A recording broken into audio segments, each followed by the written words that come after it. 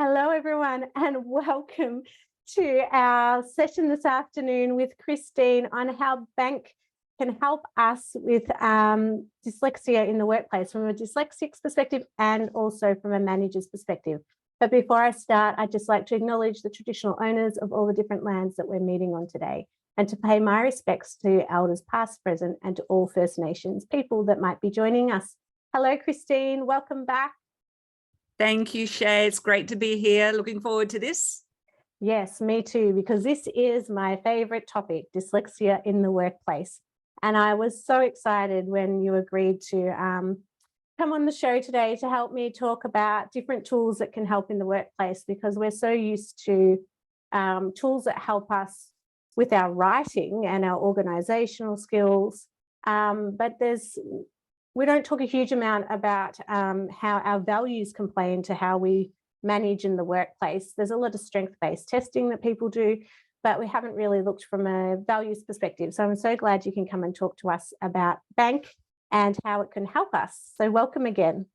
Thank you. And as you know, B.A.N.K is the science of biology, not psychology, even though psychologists have proven that it's very accurate, incredibly accurate. But the wonderful thing about B.A.N.K that it does recognize the natural tendencies of every individual. So B.A.N.K helps people with dyslexia, without dyslexia, be acknowledged and respected for who they are within the workplace. And that's the really big discussion we want to have today, isn't it? It definitely is. And I think how it works both ways from a manager and that employee's perspective.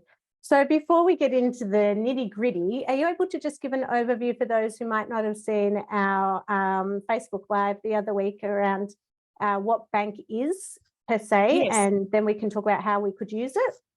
So B.A.N.K is a methodology. It is reverse engineered personality profiling, and it comes out of a company called Codebreaker Tech in the USA. I have personally been doing this for 8 years. So I'm an expert in the field. I'm a master trainer. I go into corporations, into families, into teams, basically teaching them all how to play nicely in the sandpit and how to respect each other. And what I've got out of that, Shae, is the absolute understanding how the world needs this right now, how we all need to be recognized for who we are. We are not a number as an employee number. We are not, a female, a male, whatever you choose to be. You are an absolute individual, and everybody deserves to know who you are. So the B.A.N.K methodology is an acronym. B.A.N.K is an acronym of 4 personality codes, the very first one being blueprint. And we actually have the values on this card that the blueprints love. I might have to get you to hold up the green one again because of my green screen. The second one is action. And there's the values there of the action. I won't go through them all. You can watch this all later. The third one is nurturing. So these are the values, the true values of a nurturer. And the last one is, it did come up, is knowledge, the true values of a knowledge.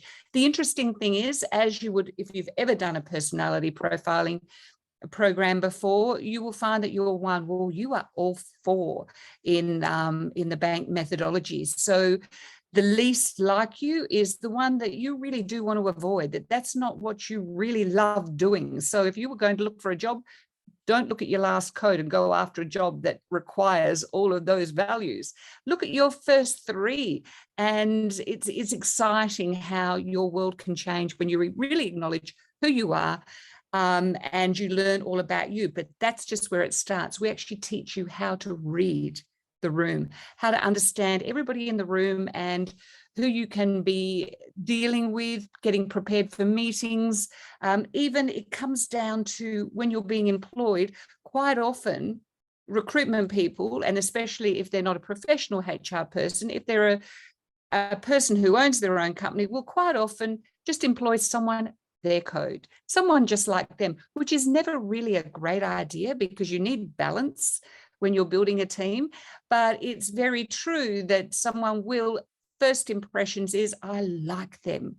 So that's the person they will hire. And this is what we see when we've got a whole lot of equal candidates, and that's the person they're going to go for. So what you need to be able to do is read that person, start speaking their language, even if it's not yours.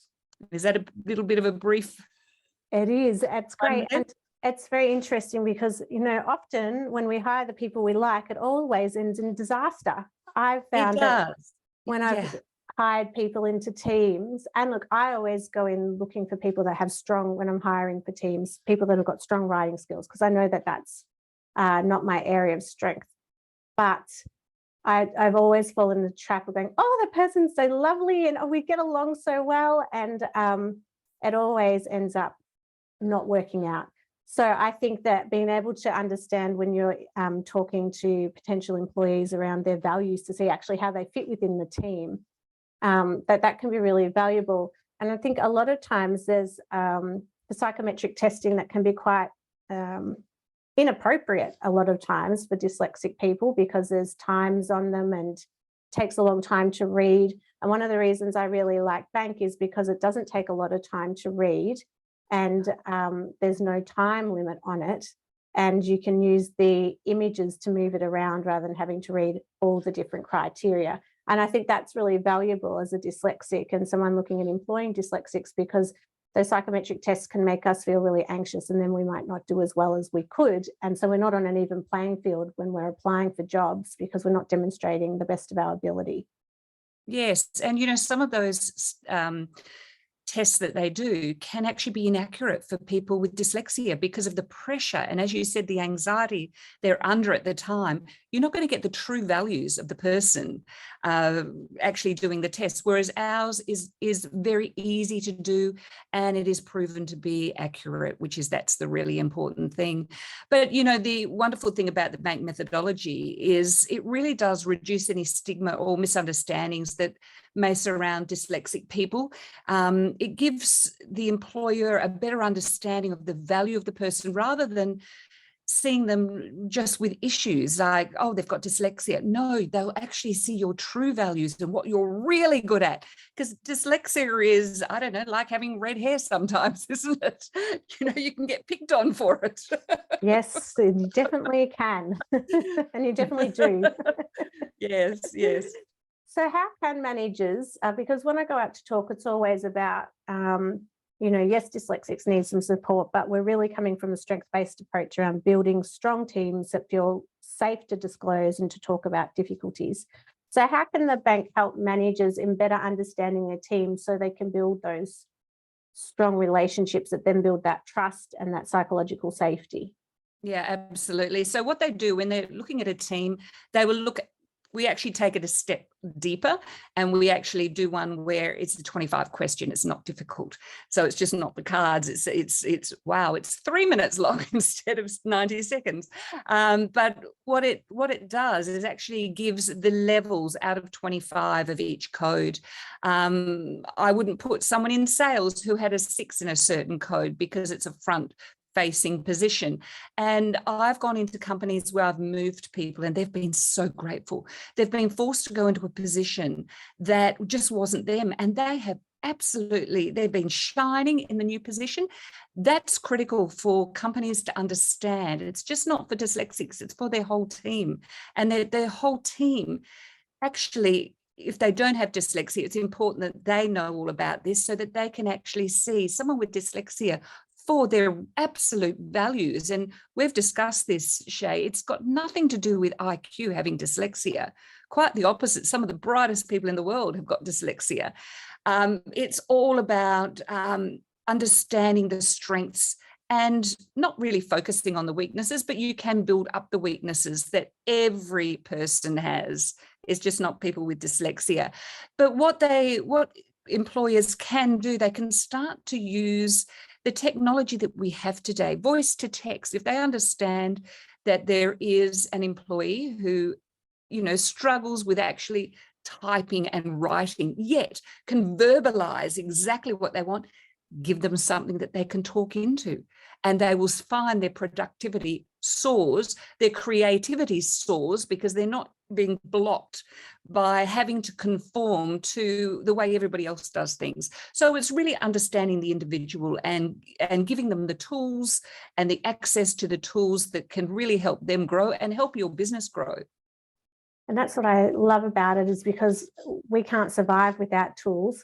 And I think one of the exciting tools is the ability to be able to, when writing emails, because we really struggle to write emails in the workplace, and AI is just mind-blowing at the moment, how fast it's moving. But the fact that through the B.A.N.K tool, you're able to put your emails in and it can check whether you're addressing the values of another person. And I think that's really helpful because, as we've discussed before, I have been told I'm so blunt and direct. And so having something that helps support my writing, because even though I'm a nurturer, it's funny that I still write quite direct. And I don't know what that comes under. I would have thought I was a red second action, but it's interesting. Shae, I just want to let you know that people without dyslexia actually write in their code. But because you have dyslexia, it's a learned process where you overcorrect your work. So therefore you become everything's very polished and very right. So it can be sometimes clinical, would you say? Yes, clinical, and that clinical email has probably taken me 3 hours to go back and forth to make sure that it was right. The amount of time it takes to write an email is insane. Like if managers really looked at productivity around emails for dyslexics, we might get faster tools to support us, because it shouldn't be taking us such a long period of time. But because we want to make sure it's right, because we're anxious, it takes us that extra time, and normally it still comes back with errors, which is why I really like this tool, because at least I know that I'm writing to how that person perceives the information. And that's important to me, because then I'm not so anxious about, have I been too direct? Have I not put enough process detail in? It makes it kind of tick off all the key areas that I'm needing to write to that person. And then that reduces the workload, because you've addressed a lot more of the key points that they need, rather than the back and forth all the time. Yes, and you can reduce the text as well, can't you? Yes. One thing that we do have, which you have touched on, is our artificial intelligence, and Forbes magazine called it the future of sales, because it's all about negotiation. When you're writing communication, sales, negotiation, communication is so critical, and it's in every part of life. Unless you live on an island by yourself without a computer, you don't need it. But you need these skills. So we have something that can help you, and it's nothing like chat GPT. It is artificial intelligence. Like, a lot of people use that and then run it through our system to check that it's actually going to the right code. So if for instance, I have dyslexia and I'm in a department where I get lots of complaints, what I do is the emails come in, I copy and paste it into the artificial intelligence. It tells me the code of the person. So then I respond to that code, which immediately, as soon as they get it back, they're going, oh, they're speaking my language. It cuts down all those barriers, all the toing and froing, all of the innuendos and the nastiness that can happen in scenarios like that. It's a very easy system, but not only that, Shae, I can actually talk into it, which I love. And I know that this is what they've said, but I'm not good at typing, and I don't really want to sit there and type it all out, and it's going to take me the 3 hours that you were just talking about. Well, I can just say, well, Shae, today I do see where you have a problem with that, and I can actually talk into it, and it can tell me if I have actually responded in their code, and help me work out how I can fix it to actually speak their code. So there are tools out there. Now, this was not designed for dyslexic people. I just want to let everybody know that it's just a great tool to use. And we've got to look for tools, right? We have to look for tools that can increase productivity and harmony and make people feel good in the workplace. And another thing I want to touch on is if employers and other employees don't understand how uncomfortable they can make dyslexic people in the workplace, they really need to understand that everybody has a right to go to work and feel comfortable in their environment, not feel threatened. So if you don't have a good understanding about dyslexia and the benefits of understanding the individual inside, rather than just looking at the dyslexia, you're never going to get the true productivity out of the individual. And what is the number, Shae? You've got the number. Is it 1 in 10 people Yes. Yeah. 1 in 10 of us. Yeah. And they're only the ones we know about. You were 27 when you were diagnosed. So you went all the way through school. So you were most probably one of the 9 Yes. way back then. So you I weren't was. even a statistic. So, you know, No, we I all, wasn't. there is word blindness, there is number blindness. I quite often get dyslexia of the mouth. I actually will say words back to front, but I actually don't have dyslexia. So I can sympathize in that way. And I'll say to myself, why did I say that? I actually said, I remember as a child, I used to always say hang a coat instead of coat hanger. And my family thought it was just hilarious. So I never corrected it. But it was one of those things where when I wrote it down correctly. But when I said it, I would actually switch it around. So, you know, there are all different levels of dyslexia and no 2 people are alike. No, it is definitely on a spectrum.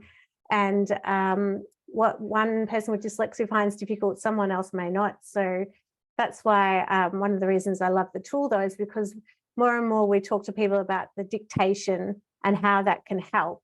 And that's why I really loved this as well, because you could talk into it without having to type into it.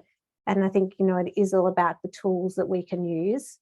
Do you ever, I find when I go and work with organisations, sometimes the IT is an issue in blocking. Do you ever come across that in organisations? Not the organisations I have worked in, but I'm sure that there are some that have very tight security. So that would actually be a discussion where they're tech people to make sure that you have all the clearance. It's a pretty solid system, and it's used, you know, Google North America use it for their marketing. It's used by some very big organizations. So far, I've never heard anything. So that's my little feedback there. That's good to know. And for employers listening, I think what you need to think about is how can you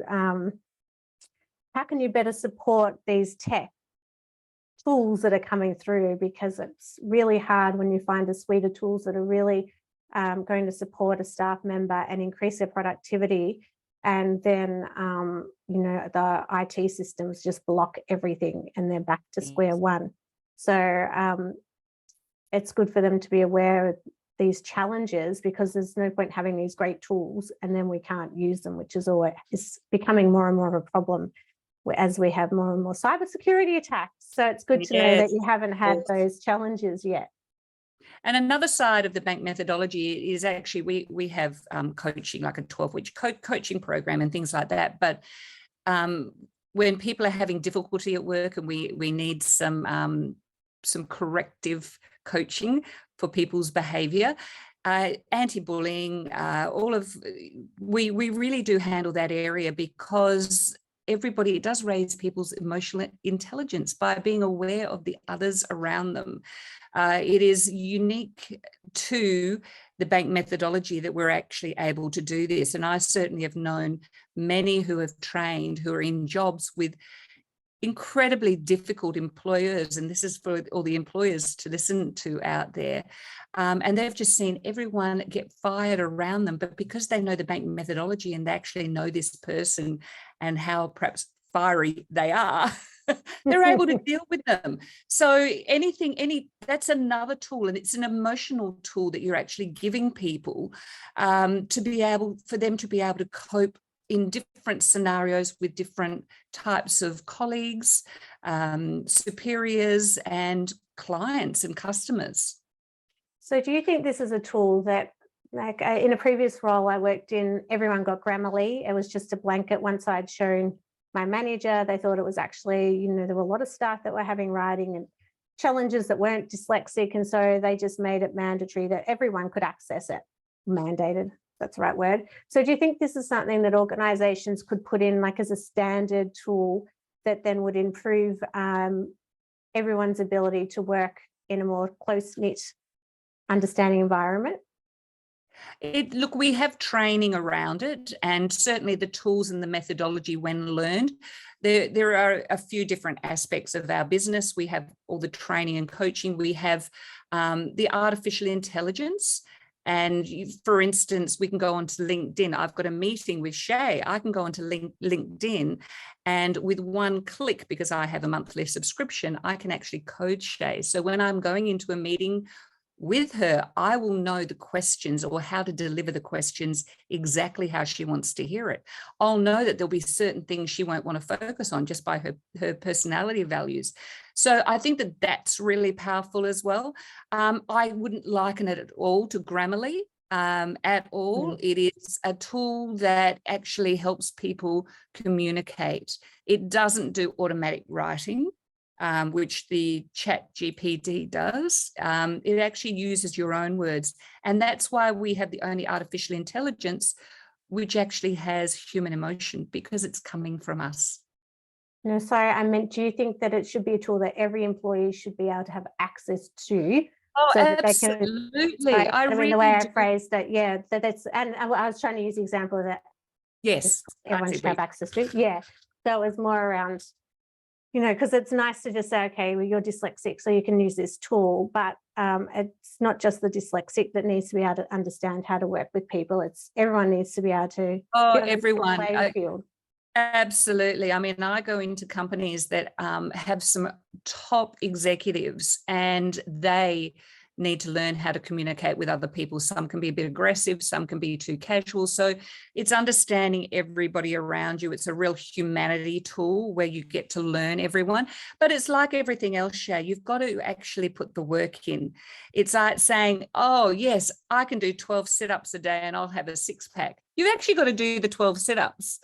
Yes, it's really like, oh, that's simple. I can do 12 sit-ups a day, but you've actually got to do them. So you actually do have to go through the training. And as you know, the back office, you've got the training in the back office, or you attend one of our courses. That's all available, but you have to put the work in. And it's something, it's like you are suddenly going to France and you're learning French. You can walk around speaking English forever, but no one's really going to understand you until you start throwing some French words out there. That's what I can liken it to. It is a different language, and very soon, all the French people love you because you're speaking their language. Yes, they definitely do like it when you try and speak French. Exactly. Like any country, right? Like any country, they seem to be very more so than other countries I've been to. They want you to speak their language, which Yes. is, anyway, I don't want to digress. But I think also, if we want to talk about teams, this is wonderful for employers to look at this and actually look at their teams, their build-up of the team. And if the employer is one of those people who perhaps doesn't have professional team building skills, they might have actually put a whole lot of the same people on the team. And you really can't have all the same people on the team. You do need all the different codes to actually go off and create something amazing together. Well, you need difference of thought in any team. And that's what I've used it with my team, my current team I'm working with. And it's been great because people that I didn't think would be nurturers are, and the person who I thought was definitely blueprint was, but it's helped me because I know that it's not my strength at all being processed. And so sometimes I find having someone that's highly processed I can feel frustrated because that's not how my brain works. And so it's been really useful within the team environment to make myself step back and say, this is how can I learn from this person, and how can I better understand, so then we can work together in a clearer way and say, okay, this is a really strong skill set, which I need to acknowledge, even though it's not mine. And then how can I use that skill set to improve my processes and procedures? And it's been working really well because I just go, okay, we have to have an agenda. We have to have it minuted because that's what that person needs, where I just retain it in my head. I don't need to minute anything. So it's being able to put those strategies in so everybody in the team feels comfortable, and that everyone's needs are being met in a positive way. I love that you said that, because I know that the blueprint is your last, it's my last too. And 15 years ago, I hated working with blueprints. Now they're the first people I would put on the payroll, because I know I need them and I appreciate them so much, because my blueprint is very high now. And seeing that actually go up has been huge. And that's the benefit of using the B.A.N.K methodology for so long. but it's made me respect that particular code. It's still my last code, but they're the people I really need because they balance me.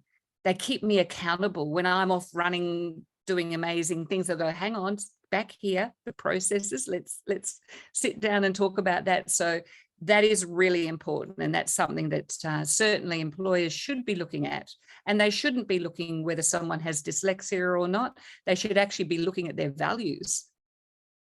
Yes, yeah, I think that's a good point. I mean, and just thinking of this staff member and how, everything needs to be documented. And so I was just thinking, as you were talking about how it's so important to have some people that balance out in your workforce or in your team, because we need a process for everything so that people can know what to do in their jobs. So sorry, my brain was getting sidetracked thinking about the importance and how building, now when I build my teams, I make sure that it's the people with those strengths that I definitely don't have outside of writing, because I think I've always been so fixated on making sure I had someone that could write really well. Yes. But now it's broadened my thinking to say, okay, actually outside of writing, what are the skills that a team needs? Because that's just personal for me. I need writing support, but from a team perspective, what does the team need to make sure we're functioning and that we really are high performing? And another thing with people helping you write, you've got to find the right person who actually speaks your language, because if they're helping you write and you're asking them to write things and you try and present that, it's not going to be authentic to you. No. And that's where people lose it. People outsource so much to the wrong people. It's just, they outsource to anyone. They don't even know these people.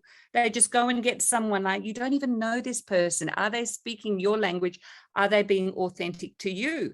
And there's another thing that employers need to look at, especially small business, that you could actually be doing yourself a disservice by not employing the right people. Yes, it's not all about our CV.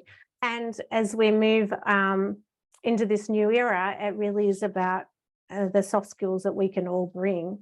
And it's very hard to demonstrate that you're emotionally intelligent through a CV.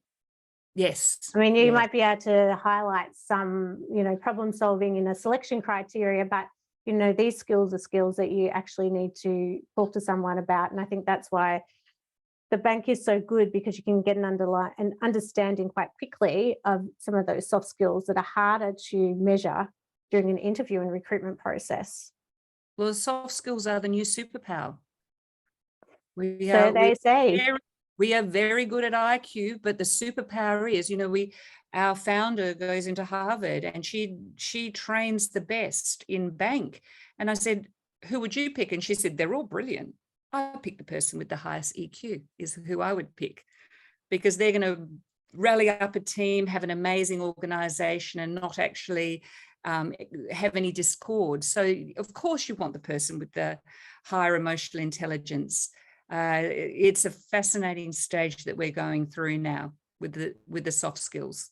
It really is. And I think a really exciting stage for dyslexics, even though my husband hates me saying this, but I really do think that we're in an exciting era for us. He says that out of all the dyslexics in our family, none of us have any emotional intelligence. So we always get into an argument, because I say to him, I don't think you really understand what those two words mean. But yes, so it is an interesting period that we're in employment, because we've got such a transient employment workforce now, and we've got such a different variety of ways that we're working. And employees are more and more, we are demanding equal equality in the workplace, whether we're neurodivergent, whether we're a single parent, whether we're caring for a parent. Organisations now have a lot to stand up and look up to. So we're in an exciting era. And we're also in a different era now. Years ago, there was such a community, the people had their churches, they had their local community. All of that is gone. So where the community is now? It's in the workforce. So employers actually have a responsibility to bring a lot of that community to the workforce. And they are now being asked to step up and provide a lot of these community services that people need. People need to feel like they belong, that they're respected, that they're heard, and that they're equal to everybody else. So this is something that people don't have anywhere else to go anymore. They go to work. They go home to their family. Of course, their families love them, but they really, it's going to be an interesting 10 years to see where the successful employers fall in it, and they will be the ones that will be doing a lot of emotional intelligence training and helping their staff. It's all about how they can attract the right staff and why it's worthwhile going and working for them. Yes, it's going to be really, really interesting. And, you know, you're right. We're more and more demanding workplaces to have, you know, breast cancer day and all this public health messaging that, you know, workplaces are now starting to undertake, like Movember. And so it's, you know, we are seeing that transition, and it's really exciting. And I'm really excited for our dyslexic community as we transition into this new era where we've got more and more tech helping us excel in the workplace and at home as well. So Yes. Thank you so much, Christine, for coming on the show. I could talk to you for ages about employment, not just dyslexia, but all things employment, really. So I'm really appreciative that we've been able to have this series of 3 around B.A.N.K and how we can support dyslexics in general, young people transitioning into the workplace, and how we can really support employers and employees. So thank you so much. I look forward to us working together again. And Shae, if anyone wants to see what it's like cracking yes. the code, Shae actually has a special link.